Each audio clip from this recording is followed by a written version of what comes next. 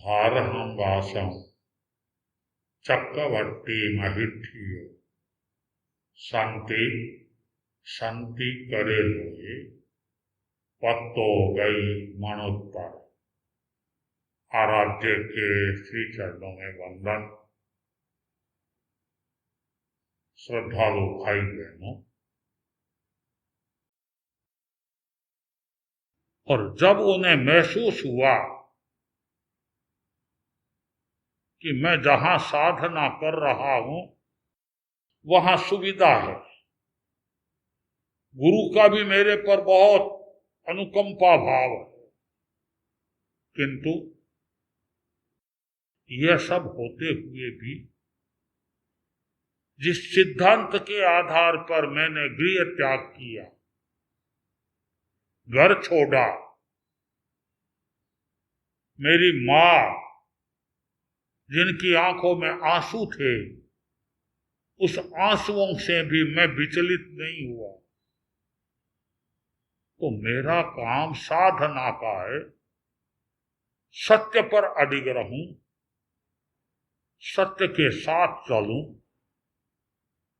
और इसलिए उन्होंने इन सारी चीजों को त्याग करके आगे बढ़ने का प्रयास किया। इसलिए वह क्रांतिकारी थे। कहीं उन्हें ऐसा नहीं था कि यह तो जमा जमाया काम है, जमी जमाई व्यवस्था है, अब इधर उधर होंगे तो फिर कठिनाई होगी। उन्होंने कभी नहीं सोचा, एक ही बात सोची, हमने घर छोड़ा है भगवान महावीर के वचनों। तो भगवान के वचन क्या कहते? हमारा पहला क्रम है प्रभु के वचन, उसके बाद गुरु, उसके बाद संघ। ये सब बाद की प्रक्रिया। शुरुआत में हमें एक ही बात देखनी है कि शास्त्र क्या कहता।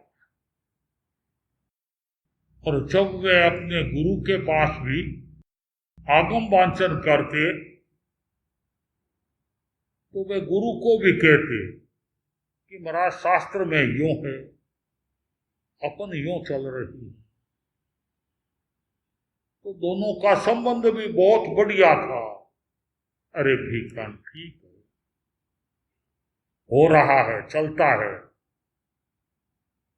तुम काम संभाले तब और कठोर चर्या पालन कर। कह करके बात को गई आई कर दी। किंतु उन्होंने जब राजनगर के श्रावकों को इसी गुरु की बात के आधार पर थथोपा दिया, समझाया, और श्रावकों ने कह दिया महाराज आपके आचार के हिसाब से सिद्धांत मिलता नहीं, सिद्धांत कुछ और कहता है, आपका आचार और बोलता है। फिर भी हम आप की वाणी में जादू है, आप बड़ा अच्छा, आपका सुना है कि आप बैरागी हो, और आप कहते हो तो हम वंदना कर ले। छोड़ी हुई वंदना वापिस करनी शुरू। संयोग ही समझिए।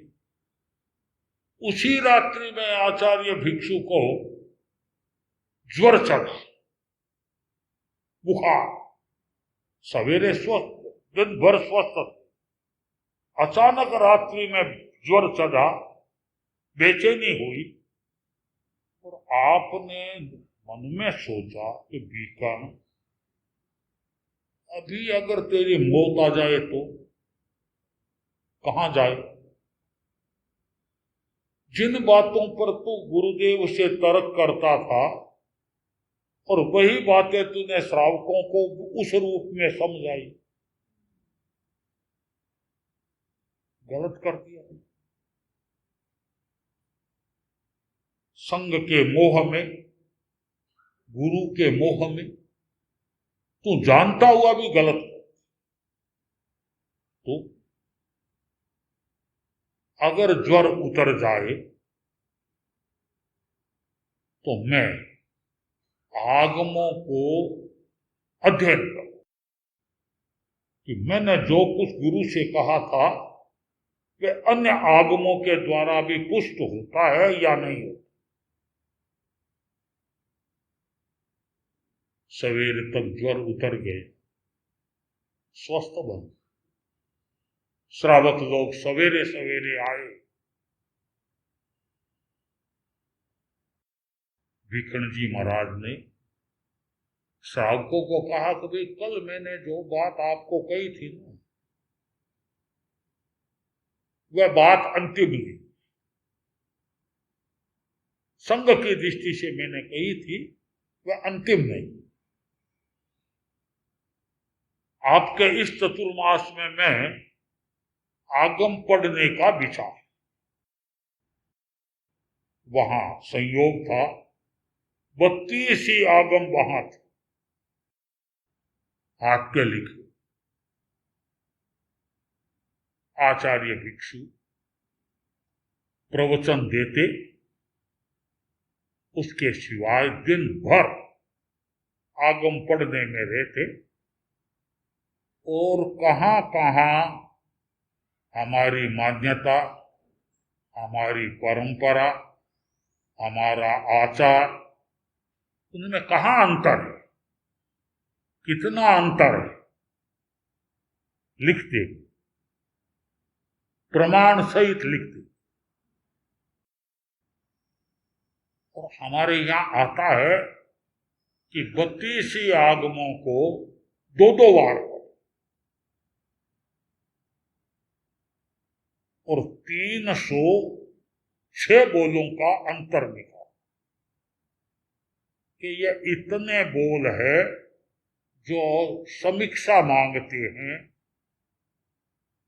या आगम की बातों से मेल नहीं। मन में तय किया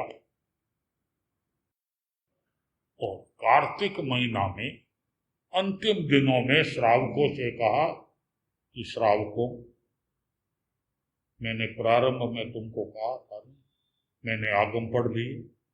आगमों के आधार पर अभी हमारी वर्तमान की आचार परंपरा वह आगम सबक, मैं गुरुदेव के पास जा रहा, गुरुदेव को निवेदन करूं, और गुरुदेव तैयार हो गए तो हम एक धर्म क्रांति इस रूप में। अगर कोई कारण से गुरुदेव तैयार नहीं हुए तो मेरी मानसिकता है कि मैंने घर छोड़ा है तो भगवान की वाणी पर छोड़ा। श्रावकों ने कहा, महाराज हमने आपको पहले दिन ही यही समझा था कि आप में सत्यग्राहिता है और वह हमारा अनुमान सही निकला। आता है, वह आचार्य महाराज के पास आए, गुरु चेलों के बीच में लगभग 1.5 साल 2 साल तक चर्चाएं चलती, बातचीत होती, और आखिर में गुरु महाराज ने कह दिया कि देख भी, तू जो बातें कह रहा है उनके मेरे पास काट करने की तो कोई है नहीं साहब, और मैं हूं संघ का आचार्य, संघ की परंपरा को मैं छोड़ूं यह मेरे संभव, और तेरी बातों का उत्तर दूं यह भी संभव नहीं। एक तरह से दोनों तरफ से ही उत्तर आ गए। आचार्य भिक्षु ने विकट परिस्थितियों के बीच नहीं चाहते थे गुरु के साथ रहो और गुरु के प्रति बड़ा अनुकूल भाव, किंतु यह मन में जानते थे कि गुरु से भी बड़ा सिद्धांत, संग से भी बड़ा सत्य है। उन्होंने बगड़ी में चैत्र शुक्ला नवमी के दिन अभिनिष्क्रमण किया, और अभिनिष्क्रमण करने का मतलब हो गया क्रांति करने। क्रांति करेगा तो उन्हें तो यूं समझो तुम कि उलट फेर उनका तो हो। एक तरफ क्रांति की और दूसरी तरफ संघ की तरफ से निषेध आज्ञा हो गई कि कोई भिखण जी को जगह मत, आप बगड़ी से बिहार कर दिया। बाहर आए, आंधी जैसा हो गया, हवा तेज चल, कपड़े फड़फड़ाने, कभी चलना भी ठीक नहीं, तो वायु काय की अजयना की संग। बगड़ी के बाहर पधारे और जैत सिंह जी की छतरी मसान वहां आप गिरा।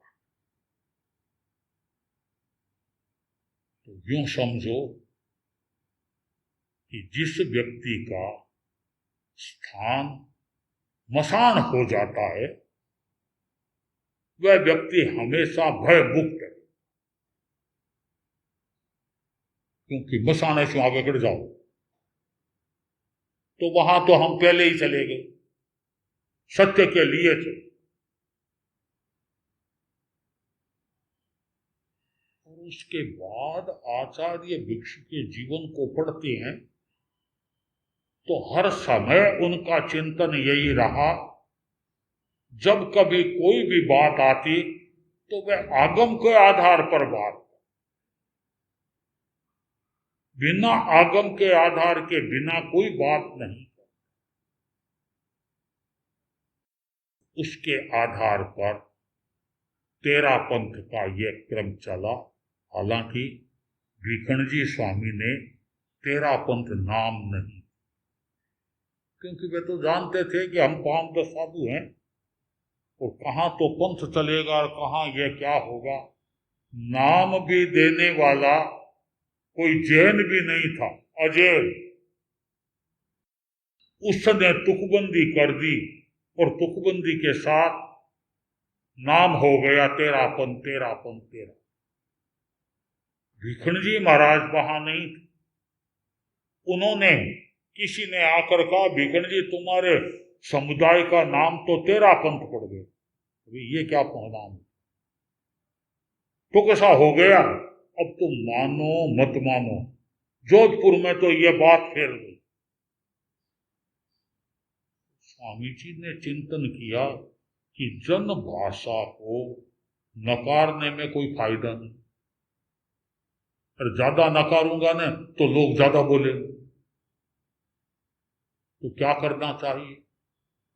भिखणजी स्वामी ने अपने आसन से उतरे और भगवान महावीर को वंदना की और बोले, प्रभु ये तेरा संख्या का तेरा नहीं, ये तेरा का तुम्हारा का, ये मार्ग तो तुम्हारा है, मैं तो इस मार्ग पर चल रहा हूं। उन्होंने पहला अर्थ ये किया और दूसरा अर्थ उन्होंने ये किया कि 5 महाव्रत, 5 सविति और 3 गुप्ती, इसकी जो अखंड आराधना करे वह तेरापंथी साधु, और उसकी आराधना के अनुकूल जो श्रावक श्राविकाएं उसको महत्व दे करके चले वह तेरापंथी श्रावक श्राविक। यह उन्होंने संख्या परक अर्थ किया। तभी से यह मार्ग चला। तो यहां हमने देखा कि आचार्य भिक्षु प्रारंभ से लेकर विरोध सहन करते रहे। मुझे तो यूं लगता है कि स्वामी भिखणजी कहीं गए और भिखणजी को किसी ने गाली नहीं दी, ऐसा तो दिन थोड़े निकले। गुण तो अपन गा रहे, माला अपन फेर रहे। उस समय तो भीखण जी दया के उत्थापक, भीखण जी दान के उत्थापक, भगवान महावीर के वचनों के उत्थापक, सब जगह जहां जाओ ये बात कह। और उन बातों को हंसते हंसते सहन करना, रोज उन बातों को झेलते रहना, हमेशा उसी के साथ बने रहना।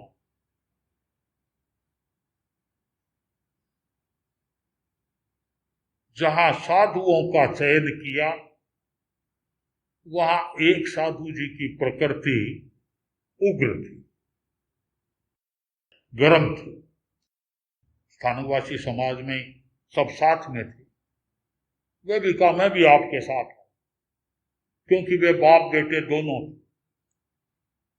तो बेटा तो बड़ा स्वामी जी को लगा कि होनहार है, तो स्वामी जी ने बेटे से कहा देख तो साधु तो है, अपन चल रहे हैं, तेरी मानसिकता है कि नहीं? तो मैं तो साधु बन गया तो और आपके पास ही रहूं कि देख साधना करनी है तो फिर बाप का बाप रहे न रहे ये नहीं कह सकते। तेरे पिताजी की प्रकृति कठोर, वे चलते ही किसी को कुछ कह देते हैं, किसी को कुछ कह देते हैं, तो ये एक नया झंझट और खड़ा हो जाए। तो मैं तेरे पिताजी को अभी इस अभिनिष्क्रमण में साथ नहीं लूं। तो मेरे तो धर्म के पिता आप हैं, मेरे पिता का मोह नहीं है, मुझे तो साधना करना है ये संकल्प। और उत्तर देने वाले कितनी की उम्र के? 14 साल। देखो इतनी छोटी उम्र। स्वामी जी ने उनके पिताजी को कह दिया कि भाई हम तुम्हारे को नहीं रख सकते, ये मन मेरे को नहीं रखोगे, तुम्हें अपने लड़के को भी नहीं ले, लड़का तुम्हारा है, ये रहा ये रहा। कहा रे चल, तो मैं तो नहीं जाऊंगा। चलता है कि नहीं? हाथ पकड़कर और ले गए। ले तो गए, दूसरी जगह जाकर ठहर गए। लड़के ने, संत थे तो उन्होंने नियम ले लिया कि मैं तो स्वामी भीखण जी के पास गए बिना चारों आर पानी का त्याग।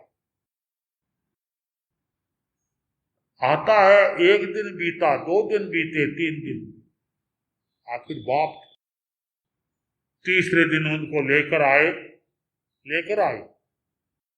कि यह तो तुम्हारे ही काम का है, मेरे काम का ही नहीं है, मेरे हाथ का तो पानी भी नहीं पी रहा, इनको संभालो और देखो मेरी भी कोई व्यवस्था करो, मेरी भी कोई व्यवस्था। स्वामी जी ने कहा यह अभी मैं कर सकता, क्योंकि अभी मैंने दूसरी बार भाव संयम ग्रहण नहीं किया है, अभी मैं कर दूंगा, आपकी व्यवस्था कर दूंगा, हम आपको साथ में नहीं रखें।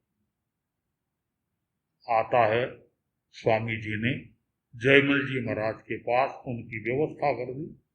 वे वहां पर रहे और उनका वह 14 साल के लड़का संत थे, वे स्वामी जी के पास रहे और वे ही हमारे धर्म संघ के दूसरे आचार्य भारमल जी स्वामी। पता नहीं उस समय में स्वामी जी ने किस प्रकार एक एक संतों को परख करके और साथ में लिया। उनका भी अपना था। मैं तो कहता हूं कि स्वामी जी, आज तो स्वामी जी का दिन है, किंतु स्वामी जी के दिन के साथ ही उनके साथ जिन साधुओं ने अभिनिष्क्रमण किया और सारी विकट समस्याओं को सहन किया, जगह की समस्या, आर पानी की समस्या तो समझ लो रोज का काम, एक दिन का नहीं। इन सारी प्रक्रियाओं में साधना में जो अखंड रहे, अलख जगाई, मैं समझता हूं वह तेरा पंथ के नींव में को मजबूत कर देगा।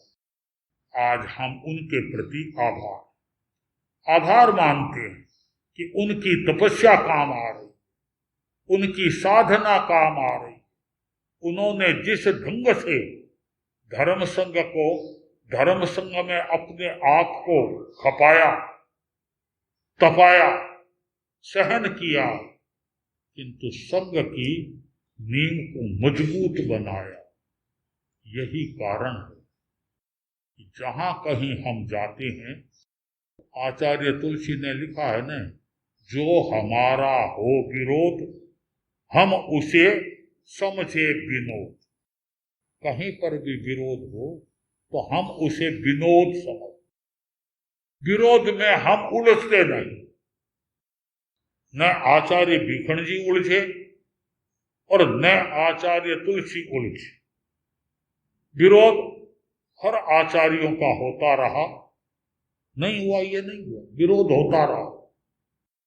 और हमें तो यूं लगा कि विरोध है वही तेरा पंथ के लिए वरदान है, आगे बढ़ने का क्रम वही रहा है कि आज विरोध कर रहे हैं, कल चर्चा करने आएंगे और परसों अनुयायी बन जाएंगे।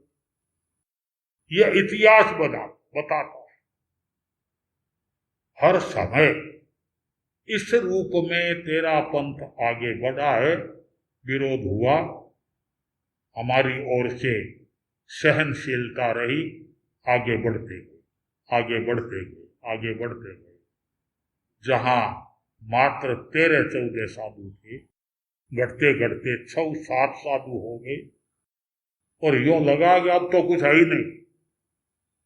और तपस्या खड़ी, बढ़ने लगे, बढ़ने लगे, बढ़ने लगे। आज साधु और साधियों की संख्या 700 से भी ऊपर पूरे धर्म संघ में।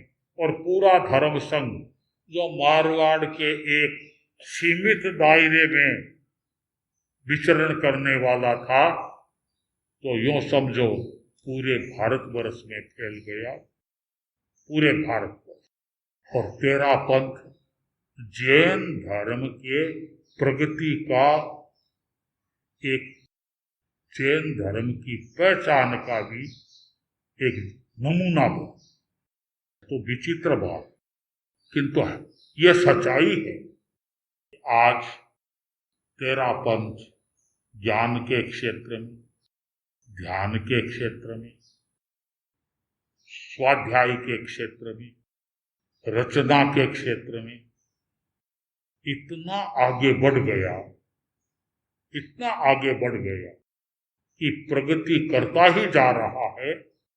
हर साधु साध्वी कोई ध्यान में आगे बढ़ रहे हैं, कोई अध्ययन में आगे बढ़ रहे हैं, तो कोई जप में आगे बढ़ रहे हैं, अपनी अपनी साधना में आगे से आगे आत्म कल्याण की भूमिका में अपने को निर्मित कर रहे हैं।